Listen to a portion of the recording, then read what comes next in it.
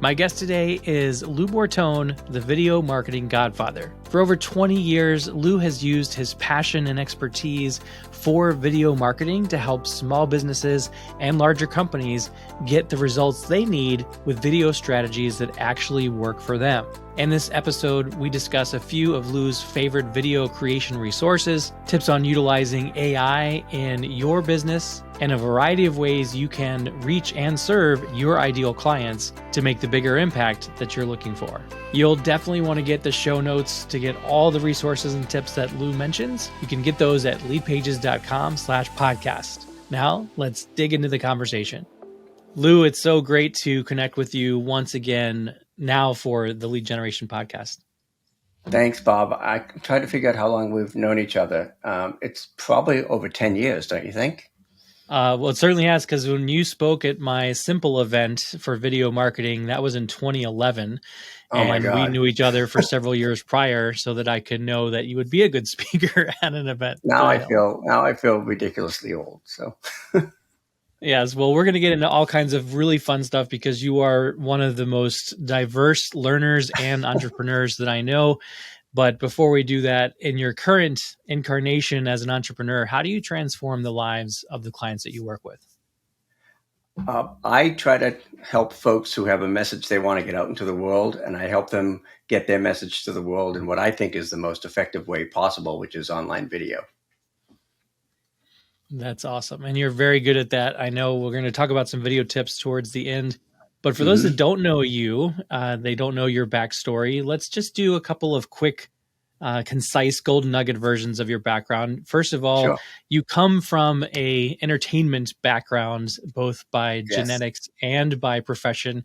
Can you talk a little bit about how you got started professionally in the entertainment world? Yeah, genetics for sure, because my dad worked at the NBC affiliate in Boston for his entire career, which I know nobody does anymore, but he was there for like 40 years. So I would spend weekends at the TV station with him, and there was really nothing I ever wanted to do but go into television. You know, I'd pretend to be sitting at the anchor desk and stuff like that. So when I went into TV, I went into the marketing side, not on air. I didn't really want to be on the desk or anything like that. And worked in radio and television in Boston, and then moved to Los Angeles and worked in the entertainment business there for several years. That's awesome. And you got to rise to the ranks of SVP at Fox Family and do some really cool stuff there. What had you jump from that into entrepreneurship? This is going on 20 plus years ago. Wow, that's right. I know. I think part of it was I was getting a little bit homesick. My twins were 2 years old at the time. I was in LA. It was like, well, no more premieres, no more red carpets, because I have two little babies at home. So, and at the same time, my division of Fox was being sold to Disney, and it just seemed like the timing was right to come back east and raise the kids back here. So I came back to Boston, and honestly, with a little hubris, thinking like, oh, well, I worked in LA. I can do whatever I want in Boston. And that's not really the case. So, so I really kind of just went into, hung up a shingle and was shooting video and producing video for nonprofits. And I kind of almost fell into it by accident. I just had to keep busy somehow. Yeah, that's a very cool transition that was obviously accidental, but it certainly has done well for you. You have now had your two twin babies grow up and they've just left college, which is amazing. Any quick fatherhood tips that you want to give to the entrepreneurs out there who are parents and they're trying to make this work while having a family to focus on? It's really hard, but I mean, I think, and again, probably by accident, I always put family first. And the great thing about being an entrepreneur and sort of being able to make your own hours is I didn't have to miss soccer games and baseball games and gymnastics and all that stuff. I got to work my hours and my job around my family. So that was pretty cool. That's really neat. You have explored a lot of different ways of doing entrepreneurship, and one of them is creating cartoon books. Why did you decide to make a couple of cartoon books? And the one I remember most fondly is one that is called F.U. Pay Me, because it's a freelancer's kind of guide to getting paid. How did you think about that? And any tips you have for people that might want to do a little bit of a creative outlet than what they might otherwise do? Well, a lot of it came from I was having trouble setting boundaries, and I had some, I guess we'd call them dud clients at the time, and being an entrepreneur, we've all been stiffed from time to time, and being a fan of the old Goodfellas movie and Ray Liotta and Robert De Niro, is I used that particular expression to write a cartoon book and to sort of make fun of it, like, oh, you're not going to pay me? Okay, I'm going to find my guys, Bruno and Rocco, to help you out. And oddly enough, again, sort of being bootstrapping everything, I did the entire thing on Canva. I mean, I made the rhyme because I can do that kind of stuff. And I pulled images off of deposit photos and brought everything into Canva. And it was a totally homemade project that was done kind of as a joke. But then when I put it on Amazon, people actually started buying it. So I'm like, oh, well, maybe there's something to this after all. That's So that great. was just a fun little creative outlet. My wife doesn't like it. She's like, you're going to be remembered for 4-letter words, and that's your legacy. And I'm like, well, at least I'll be remembered for something. So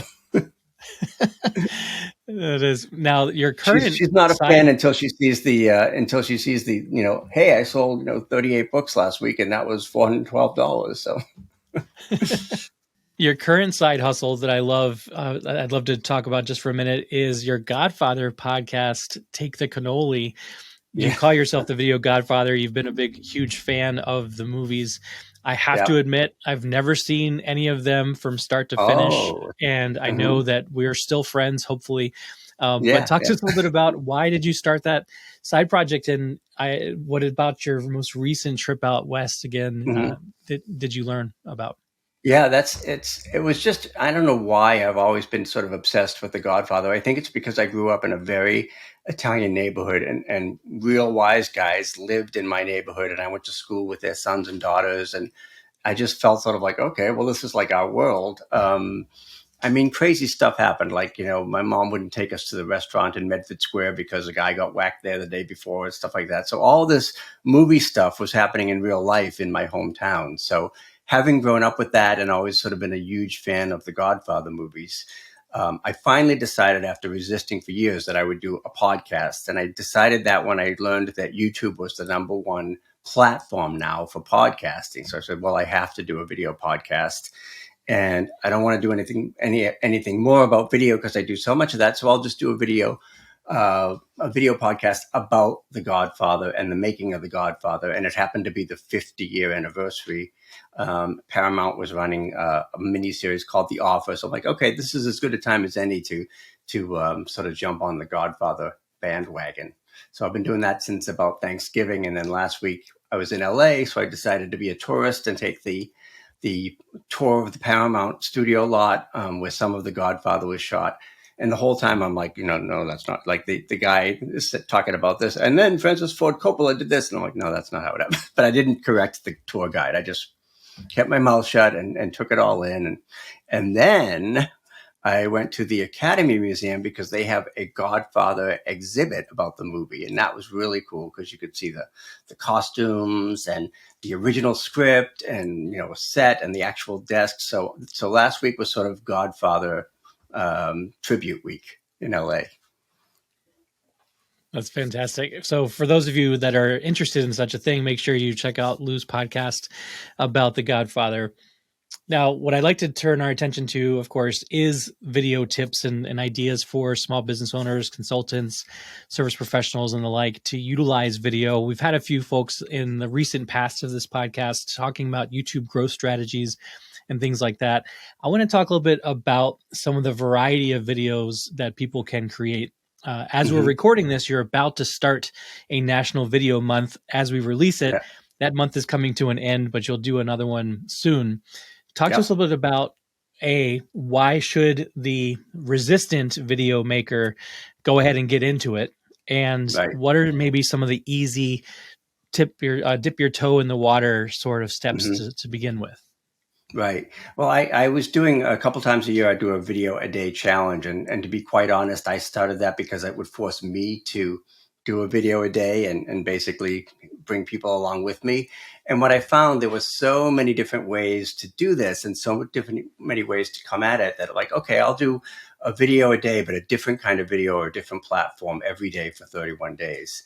And that's been, we've done it every year for a few years. And the great thing about it is, there are so many ways to do it. So if you don't like being on camera, there are many off-camera methods. And I often talk about finding your video sweet spot. And basically, when you experiment and maybe you try TikTok, maybe you try live, you'll eventually find that sweet spot that feels right for you, and it will help you do a lot more video, because when it becomes fun, it becomes easy. Yeah, it is. Because you've worked with dozens of people at each iteration of this, I'm sure you've seen the light bulbs fire off. So for Mhm. those that do come in a little bit resistant, they obviously are willing to take a little bit of a leap by joining you. Yeah, What kind of moves the needle for them? What gets them over the hump as they get right. into their first few videos? Oftentimes people will say to me, if I knew it was this easy, I would have done it a long time ago, because it really, I mean, there's low hanging fruit. I think live video, very simple. You can do it from your phone. You can go to Facebook with a couple of taps on your iPhone. Again, if you're doing a webinar and sharing slides, that's a form of video, really. So people, once they open their eyes to sort of like, oh, I thought video was like you have to be a talking head and you have to be very serious and look at, but there's a lot of ways to come at it. And I think once people find that, they can put their own spin on it, then it becomes a lot more liberating. That's cool. And you're a savvy tool tester. Do you have any particular types of computer tools that are Mm-hmm. helping you make the videos that you're creating, or the ones that your students are taking? Yeah. Right now, I love descript.com. Which is, I guess you could say it's AI, because you can now edit a text document, and whatever edits you make in the text will be reflected in the video. So I think it's kind of a game changer for video and for video editing, because people who don't want to have to learn Camtasia or Final Cut Pro, or it's too big a learning curve, can now, pretty much edit a document, and those whatever edits you make on the text side are reflected on the video side, which I think is crazy cool. That is really cool. We use Descript a bit in our production of this podcast, although we Mm-hmm. still also use some of the bigger suites because we have the talent in house. But I do know that anytime you can use these types of tools, it can accelerate the release, which I believe is most important, right? You do this Right. challenge where it's 31 days of video. You don't have to Mm-hmm. do 31 days in a row of each day has a release, but being that Mm-hmm. consistent allows you to produce quite a few videos. Are you seeing the impact for their businesses with this big giant release of 31 videos or 25 videos or something like that? Or do you find those that are making 2 or 3 higher quality Mm-hmm. videos getting better results? It's pretty flexible. I mean, some folks will say, I'm going to use this as an excuse to create my video course finally after all this time, because we give a lot of accountability and feedback and things like that. Other folks, when they realize that there are tools like Descript, they may batch record. And that's what I do, frankly. I batch record several videos at once, and then I may not do them again for a week or two, because I'm creating a lot at a single time, which I think is a good way to do it. Because when you find like, oh my God, it's quiet, the dogs are taking a nap, the guy next door is not mowing his lawn, now I'm going to do the videos and get them out there. That's really cool. Now, the past few episodes that we've done video conversations, a lot of it's been the face to camera folks. Yep. So for those of you watching and you want to do that, go check out our videos with Matt Giovanisi and Miles Beckler. We also talked to Alex Catoni. I'd like to have you talk a little bit about the screen capture side of Mm-hmm. things. So Yep. number one, why are those still very effective on YouTube? What are some of the Mm-hmm. ways people are using those types of videos to get Yep. their message across? People seem to love, animated videos, sketch videos. There's a lot of crazy stuff on the short form videos like TikTok and things like that. And now that there are so many tools to create those, you don't have to be an animator. You don't have to know how to draw. I mean, you can use Canva or any number of software to create videos where you don't even have to be on camera. And the main thing is, if the message is there and the story's behind it, then it doesn't necessarily need to have your face on the camera. Well, and I know that for many people, they're using like themselves maybe in a bubble in a corner or Yeah, something like that. Are you right. finding that that's helpful to have that human connection, even though the dominant visual is the screen? Yeah, I love that. In fact, I use Loom quite a bit and go on to a lead page and maybe talk about that page while I'm in the corner there on the in a little bubble. The other thing I like to do is, and 99% of the time I'll put a video on my lead page because I know it works better. But once in a while, I'll put a bubble, use warmwelcome.com to create a video bubble that pops up on the lead page, so I can sort of have my presence there. It's not taking anything away from the lead page, but I can sort of add a little bit of a personal touch to it by adding that little video bubble on the lead page. Yeah, that's really cool. I want to talk a little bit more about your use of Leadpages in a minute, but going back to the idea of using Loom or something of that nature, Mm-hmm. how much editing are you thinking, or are you sharing with people to do versus, I think editing is one of the hardest things for people to Yeah. do. You mentioned Descripts already as a good tool. But for those that might be getting started, do you do much pre-planning before the recording starts Mm-hmm. to help cut down on editing? What other tips would you have for folks that can try to get from recording to Right. production much Yeah, faster? a lot of it is pre-planning, and I often make the distinction between what I call a quick video or a keeper video. So a quick video, Facebook Live, maybe a testimonial, something that's maybe done on the fly on your phone. Very little editing on those quick videos, but on keeper videos, okay, there's a video for my sales page. If I'm selling $1,000 product, I better have a good video there, a video on my home page, an about me video. All those sort of foundational branding videos, I'm going to spend a lot more time and effort on. So typically what I tell my students to do is reverse engineer the video and start with the call to action. What do you want the viewer to do at the end of this video? And how are you going to get them to it? And then sort of reverse engineer it that way and decide, okay, am I going to need to have a lot of editing here? Am I just going to have a really strong message? So reverse engineer it. And if you do have to do any editing, you have to decide, can I do this myself in Canva or Descript, or do I have to farm it out? And for those that decide they do want to farm it out, what kind of tips would you have for them? I have actually used Fiverr with pretty good results. It's kind of hit or miss, but there are a lot of online sources. And what you do is, again, when you find something or someone who works, you just sort of stick with it. Which is why I've been using Descript so much lately, because I'm like, wow, this is saving me a lot of time. I know there are other tools that can do this, but I'm going to find the tool that works for me and then just run with it. That's really awesome. You mentioned Fiverr. Just a quick shout out to our friends at Fiverr, because we do have a Fiverr certified Leadpages sub marketplace that we've just released back in April. So if you go to leadpages.com/Fiverr, you'll see some folks that are dedicated towards working with our customer base.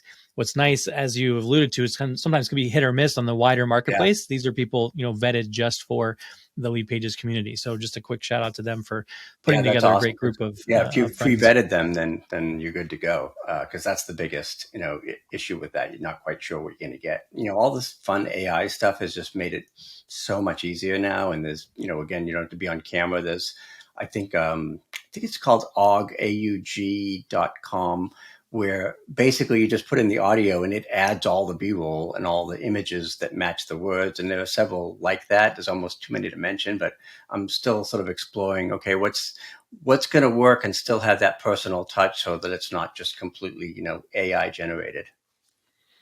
I'm glad you brought that up, because I wanted to turn to the AI world, because we are flooded with that and it can be overwhelming, right? So I know one of the things I appreciate about you is that you're always looking out and testing and exploring the different tools, and you've, I'm sure, found a couple that you really like. So when you think about AI tools, let's talk first about maybe using ChatGPT as a idea generator or a brainstorm board.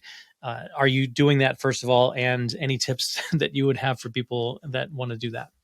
Yeah, absolutely. I'm using that. I'm also using, your Leadpages, where you can kind of use the AI assisted stuff for headlines and things like that. Because as long as I've been, doing copy in Leadpages and things like that, I'm always looking for a new angle or a new idea or a way to A/B test. And ChatGPT has just been a boon in terms of like, okay, having writer's block where I'm stuck, I'm going to, start to talk into this or work into it and see what it comes up with. And oftentimes it's amazing. I mean, I did a lot of what I did with the 31 days of video. I asked ChatGPT for the prompts, and, I would say I used a handful of them, but it gave me stuff that I never would have thought of. Yeah, I think we hold the position of using it as a tool, not a replacement, right? And you mentioned our headline swap. So we do have our AI engine. We have the writing assistant for copy for our Pro and Advanced. I'm glad that you're using that. And it keeps getting better and better as people get trained into it, right? Yeah. When you're looking at the other types of AI tools, anything that sticks out? You mentioned this, what was it, og.com? Anything else that's standing out for I think it's either producing videos or helping get more ideas? Yeah, there's a lot of software and AI stuff with it that you can use for podcasting. And since I started podcasting, I've been using a lot of tools like that. Podium, I think, is one. So if there's something where I can say, I'm just going to, put all this in here, and it's going to give me the show notes and the summary and things like that.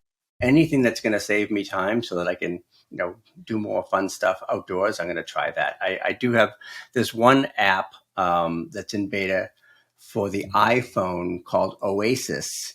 And basically you talk into it. So I was driving and rambling and talking about another podcast episode, and it gives you back a full like New York Times style article, a blog post, a song, a summary. I'm just like, oh my God, my mind is totally blown, because I was rambling about, I made this trip to Paramount and blah, blah, blah, blah. And then suddenly I have, a 300-word article that's professionally done, that made sense out of my nonsense rambling. So stuff like that. And that's not necessarily video, but I'm using that to start to get video scripts and to start to sort of consolidate my ideas. Yeah, that's really cool that we're living in this time where all these things are possible. And those of you that are listening, if you've still been a little nervous, take the jump and play with some of these tools, because it really can save you a lot of time in the long run. I want to pause here for just a moment and ask you listening, has this episode already inspired you to want to ramp up your online marketing? Well, you're in luck, because we have a special offer for our podcast listeners that will help you make your dream a reality. Get 30% off Leadpages when you start your free trial today. You can build high converting websites and landing pages in minutes or hours, promote your special offers with pop-ups and alert bars, and track your results with in-depth analytics. Go to leadpages.com/TLG30 to save 30% and start building your business.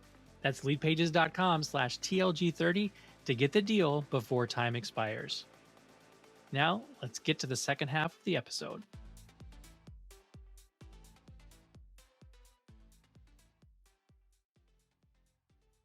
Now, you mentioned a bit about using Leadpages for your marketing. I'd love for you to give a tip or two around using video on a opt-in page or a sales page, anything that you've learned about how you go about thinking about marketing a new product or a program using video on a sales page. Yeah, I mean, my philosophy is to use video at every stage of the customer journey so that you're with them and you're taking them with you along this journey. I mean, there's so many distractions and rabbit holes that people can go by. So if I send someone to a lead page for a freebie, I want to have a video there. When they go to download the freebie on the thank you page, I want them to have a video there. I might send a video email follow-up in a few days to them and say, hey, have you, take advantage of this content. And any of the lead pages that I'm going to do, I'm just basically trying to make sure that I've hit every touch point where the individual may sort of be going through that customer journey, and making sure that they see my smiling face there every time, sort of reassuring them you're in the right place. This is what to do next. So it's, in a way, it's like having, like personal shopper with you going through the store as you're buying stuff. Hopefully buying stuff. And I think that seems to be, to me, really important in this world of AI, because there is this hunger for authenticity while also balancing the search for time savers, right? So we want to use AI in such a way that, brings us more productivity. But from a coach or consultant strategist perspective like you have, it seems to me that you still want to have that personal connection as much as possible.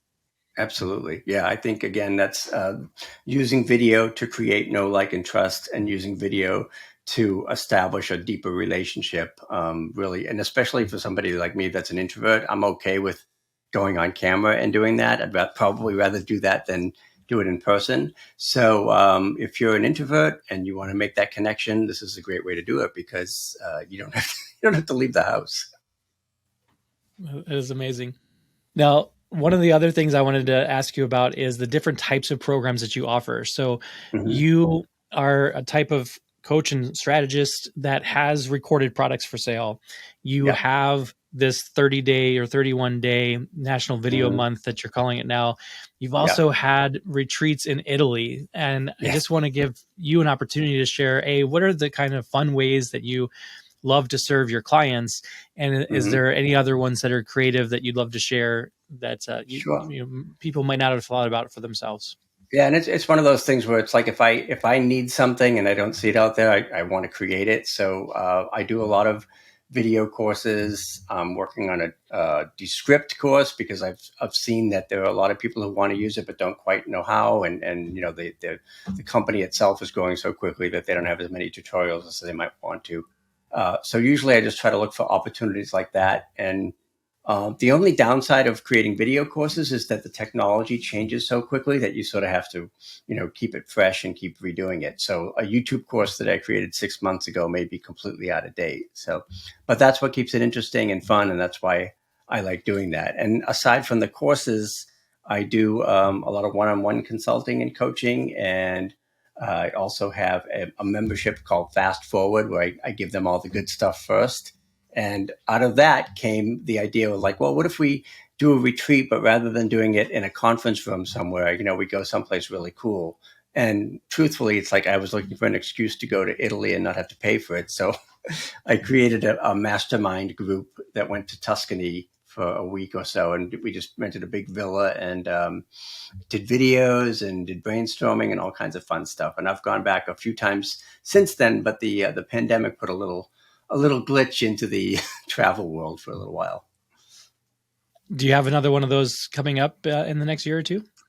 Probably. I'm doing a site survey, which is code word for like, well, I'm going to Italy anyway, and I'm going to look at some villas and things like that in September.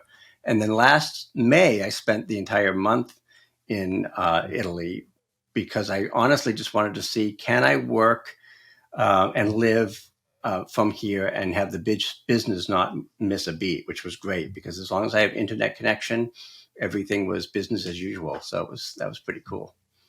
And now that your kids are out of the house and even out of college, you have a little bit more Yes. opportunity to test that out a bit.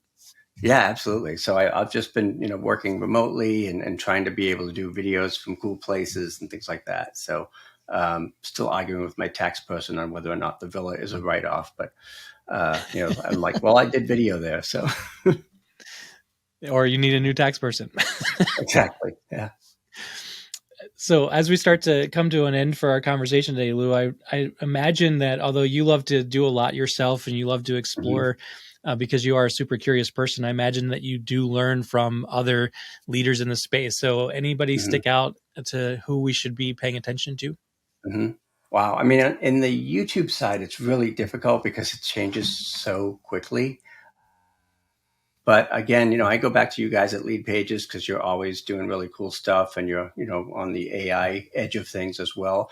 I have a colleague in Ireland. His name is Johnny Byrne, and he is a whiz when it comes to equipment and setting up your studio. And I've learned a lot from him in terms of I finally broke down and got a teleprompter because if I'm doing a video that's a couple minutes, I'll usually just wing it. If I'm doing a podcast that's 15 minutes, I feel like I need a script. And so I have the teleprompter with the iPad. And I learned all of that from Johnny Byrne in Ireland, who is really a master of setting up your video studio. That's awesome. And also on the AI side, I've been learning quite a bit from our mutual colleague Denise Wakeman and Andy O'Brien, who have an AI Success Club. So they're doing a really great job of sort of curating all the things coming at us and trying to give us an idea of what's worth looking at and what's just another AI flash in the pan. Yeah, great call out for her. I know Denise has a really good eye for what's going to stick around and what's going to be, as you said, flash in the pan. So good Hmm. to recommend that. My Yep. last question for you, Lou, is I imagine that in all the things that you do, you run into roadblocks just like anybody else Hmm. does as an entrepreneur. any quote, mantra, or other philosophy that you love to share that helps you get to the other side? Wow, that's a really good question. Um, I would say you got to, know when to double down on something and know when to say, this is not working. I'm going to give up on it. I've had folks who tell me like, well, I did 99 versions of this video. I'm like, well, do 3 versions and the first one or the last one's going to be the best. So you don't have to do it 99 times. So part of it is, done is better than perfect. Just get something out there so that your message gets out to the world. That's cool. And if people want to learn a little bit more from you, Lou, what's a good first step? I have a video planner, which kind of outlines the steps that you can take to do a video at loubortone.com/planner, which of course is a lead page. So there's a nice freebie there for folks. Awesome. And again, make sure you're listening in to Take the Cannoli if you have any interest in the Godfather series of movies and the culture around it. Lou Bortone, thank you so much for joining me for this episode of the Lead Generation Podcast. It was a blast as always. Thanks, Bob. Good to see you again.